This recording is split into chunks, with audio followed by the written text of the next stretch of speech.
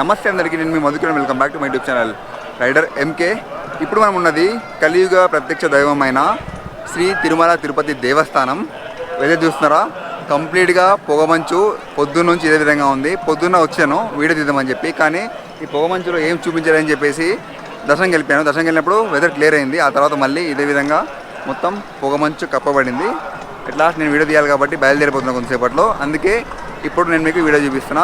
తిరుమల తిరుపతి దేవస్థానానికి మీరు అందరూ వచ్చే ఉంటారు, కానీ నేను స్టడీ చేసిన కొన్ని ఇంపార్టెంట్ హిస్టరీ పాయింట్ మీకు చెప్పబోతున్నా.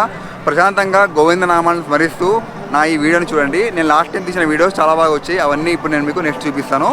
గోవింద గోవింద.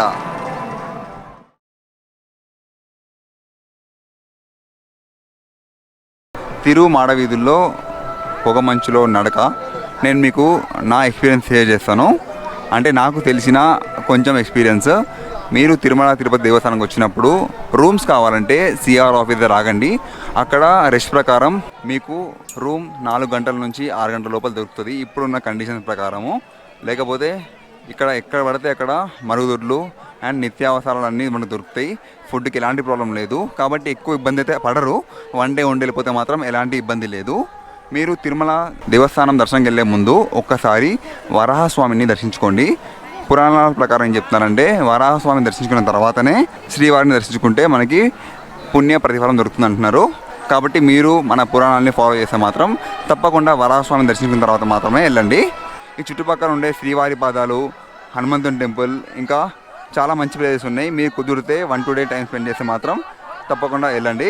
ఈ విధంగా శ్రీవారి సేవకులు మాత్రం చాలామంది ఉంటారు. మీ ఊళ్ళల్లో ఎవరైనా శ్రీవారి సేవ సంబంధించిన వాళ్ళు ఉంటే ఒకసారి జీవితంలో శ్రీవారి సేవకు రండి. నేను 17 సంవత్సరాల క్రితం వచ్చాను. అంటే నా వయసు 19 సంవత్సరాలు ఉన్నప్పుడు బ్రహ్మోత్సవాల టైంలో వచ్చాను.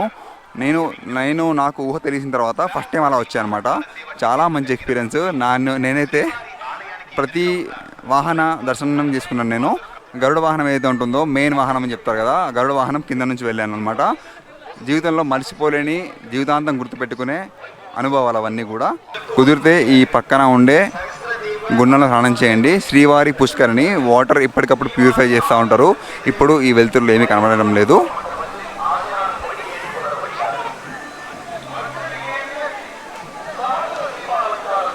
ఇక్కడ అన్నదాన సత్రం ఉంది. నిత్యాన్నదానం. మీరు ఎప్పుడైనా అన్నం పెడతారు. టైమింగ్ కొంచెం ఉన్నాయి. మార్నింగ్ బ్రేక్ఫాస్ట్ 8:30 to 10:30, మళ్ళీ 11 నుంచి సాయంత్రం 4 వరకు, మళ్ళీ 5 నుంచి రాత్రి 10 వరకు భోజనాలు మనకు పెడతారు. ఫ్రీ భోజనం. టేస్ట్ మాత్రం చాలా బాగుంటుంది. చాలా నీట్గా అండ్ హైజీన్ మెయింటైన్ చేస్తారు. ఇక్కడ ఎన్నిసార్లు తిన్నా ఫ్రీయే. ఒకప్పుడు అలా లేకుండే. ఎవరైతే దర్శనం చేసుకుంటారో వాళ్ళకి టోకెన్ ఇచ్చేవాళ్ళు. ఇప్పుడు చాలా సంవత్సరాలు అయింది ఆ కండిషన్ తీసేసి ఎవరు అన్నదానంలో సత్రంకి వెళ్ళి తినాలనుకుంటే వాళ్ళు తినొచ్చు. సో అది కొంచెం బేసిక్ ఇన్ఫర్మేషన్. ఇప్పుడు నేను మీకు తిరుమల గురించి నేను తెలుసుకున్న కొన్ని ఇంపార్టెంట్ విషయాలు మీకు చెప్తాను. ఇందులో మీకు ఎన్ని విషయాలు తెలుసో కింద కమెంట్లో చెప్పండి. నేను చెప్పలేకపోయిన కొన్ని విషయాలు ఉంటాయి కదా, అది మీకు తెలిస్తే మాత్రం కింద కమెంట్లో నాకు తెలియజేయండి. ఇంకా మొదలెడదాం. ఏడుకొండలవాడ వెంకటరమణ గోవింద గోవింద అంటారు కదా. ఏడుకొండలవాడ అంటే తెలుసా? ఇక్కడ శ్రీశైలం కొండల్లో ఉండేవి 7 కొండలు. అందులో చివరి కొండ అయిన వెంకటాద్రి పైన కొలువై ఉన్నారు మన శ్రీవారు ఇక్కడ స్వయంభూ. అంటే ఎవరో చెక్కిన శిల్పం కాదు, తనే శిల్పంగా మారారు.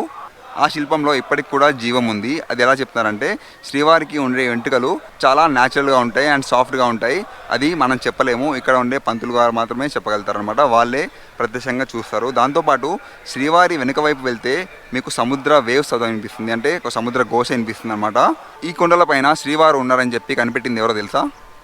హైదరాబాద్లో ఇప్పుడు చాలా ఫేమస్ అయిన గోల్డెన్ స్టాచ్యూ ఏదైతే ఉందో, శ్రీ రామానుజాచార్యులు తను ఇక్కడ శ్రీవారు ఉన్నారని చెప్పి కనుగొన్నారనమాట. ఈ శ్రీవారి మందిరాన్ని కట్టించింది ఎవరు?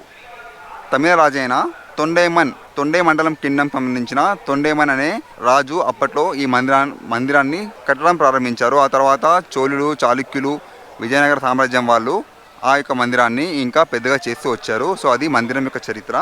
అప్పట్లో మొఘలులు ప్రతి మందిరం పైన దాడి చేసేవారు, మీకు తెలిసిందే కదా. మనం చాలా గొప్పగా సామ్రాట్ అని చెప్పే రాజులు ఈ యొక్క మందిరాలపైన దాడి చేసేవాళ్ళు. అందులో మన తిరుమల తిరుపతి దేవస్థానం కూడా దాడికి గురైంది.